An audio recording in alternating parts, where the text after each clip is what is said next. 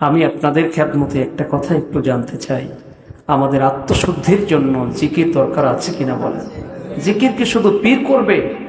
পীরের অনুসারী যারা মুরিদ তাদের আত্মশুদ্ধি লাগবে না? বলেন, পীরেরও আত্মশুদ্ধি লাগবে, মুরিদেরও আত্মশুদ্ধি লাগবে। তবে পীর আমরা কেন ধরি? পীর মানে হলো ওস্তাদ। কথা বলুন, পীর তো ওস্তাদ। একটা ছেলে খুব মেধাবী, খুব মেধাবী, জন্মের পরে অনেক মেধা প্রখরতা পরিলক্ষিত হয়েছে। ছেলেটা যদি লেখাপড়া করতে স্কুলে ভর্তি না হয়, ছেলেটা কি মাস্টার্স পরীক্ষা দিতে পারবে? লেখাপড়া করেই নাই, প্রাইমারিতেও যায় নাই, প্রাইমারি শেষ করে নাই, হাই স্কুল শেষ করে নাই, ইন্টার শেষ করে নাই, এরপরে ডিগ্রি শেষ করে নাই, অনার্স মাস্টার শেষ করে নাই, এই ব্যক্তি কি বিসিএস পরীক্ষায় অংশগ্রহণ করতে পারবে? সুযোগ আছে? ধাপে ধাপে উঠতে হবে। কথা বলেন। এই জন্য এই তরিকার জগতের যে ক্লাসটা, এইটা আপনি ইচ্ছে করে ঘরে বসে আপনি আয়ত্ত করতে পারবেন না। এটা একজন হক্কানি পীরের হাত থেকে বায়াত নেওয়ার পরে পীর যেইভাবে বলবে,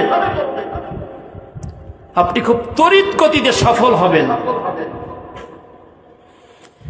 সফলতার একটা ঘটনা আমি বলি। আমার ভাইয়েরা, আমরা নবী প্রেমিক মানুষ। কথা বলেন, আমরা কোন নবীর উম্মত? সর্বশ্রেষ্ঠ সর্বশেষ নবীর উম্মত। আমরা নবীর প্রেমিক, নবীকে ভালোবাসি আমাদের নিজেদের জীবনের চেয়েও। বলেন, আমাদের নিজেদের জীবনের চেয়েও নবীকে বেশি ভালোবাসি। ভালো তো বাসবেন, কেন বাসবেন? নবীকে কেন বেশি ভালোবাসবেন? আল্লাহ রাব্বুল আলামিন নিজেও নবীজিকে ভালোবাসতে বলছেন, আর আল্লাহর হাবিবও আমাদেরকে নির্দেশ করছেন। আল্লাহ বলছেন, হে আমার বন্ধু, কুল ইন কুনতুম তুহিব্বুনাল্লাহ ফাত্তাবিউনি ইউহিব্বুকুমুল্লাহ ওয়া ইয়াগফির লাকুম যুনুবাকুম আল্লাহু গফুরুর রহিম। সুবহানাল্লাহ বলেন। হে আমার বন্ধু, আপনি বলে দেন, তোমরা যদি আল্লাহকে ভালোবাসতে চাও, আল্লাহর ভালোবাসা পেতে চাও, তবে আমি রাসূলকে ভালোবাসো, রাসূলের অনুসরণ করো। সুবহানাল্লাহ বলেন। তাহলে রাসূলের আনুগত্য করলে আল্লাহ খুশি হবেন, রাসূলকে ভালোবাসলে আল্লাহ আপনার উপরে সন্তুষ্ট হয়ে যাবেন। শুধু সন্তুষ্টই না, আপনার গুনাহসমূহ আল্লাহ ক্ষমা করে দিবেন। সুবহানাল্লাহ বলেন। অতএব নবীজিকে ভালোবাসার দরকার আছে কিনা বলেন। আমার ভাইয়েরা, নবীজিকে এই পৃথিবীতে সবচেয়ে বেশি ভালোবেসেছেন নবীজির কলিজার টুকরা সাহাবায়ে আজমাইন। কথা বলেন ঠিক কিনা? নবীজির একজন কাতেব ওহী লেখক সাহাবী ছিলেন আব্দুল্লাহ ইবনে যায়েদ ইবনে আবদে রব্বিহি রাদিয়াল্লাহু তাআলা আনহু। ওহী লিখতেন নবীজির থেকে।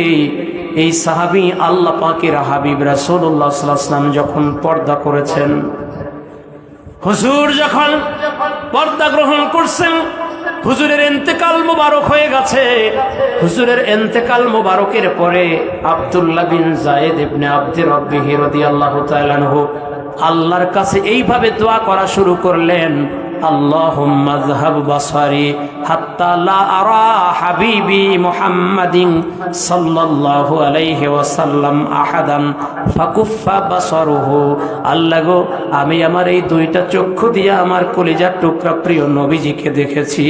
আমার নবীজি যেহেতু এখন পর্দা করেছেন, নবীজিকে আর দেখার সুযোগ নাই। আল্লাহ, আমি এই চক্ষু দিয়া দুনিয়ার কোনো মানুষকে দেখতে চাই না। সুবহানাল্লাহ বলেন। ওগো আল্লাহ,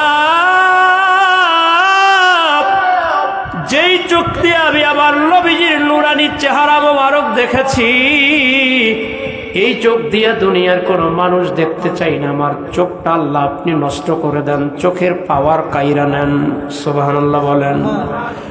এই দোয়া করার পরে আমার আল্লাহ ওই সাহাবীর চোখের পাওয়ার নষ্ট করে দিলেন। দুনিয়ায় যতদিন ছিলেন আর কোনো কিছু দেখতে পারেন নাই। কেমন মহব্বত নবীর জন্য।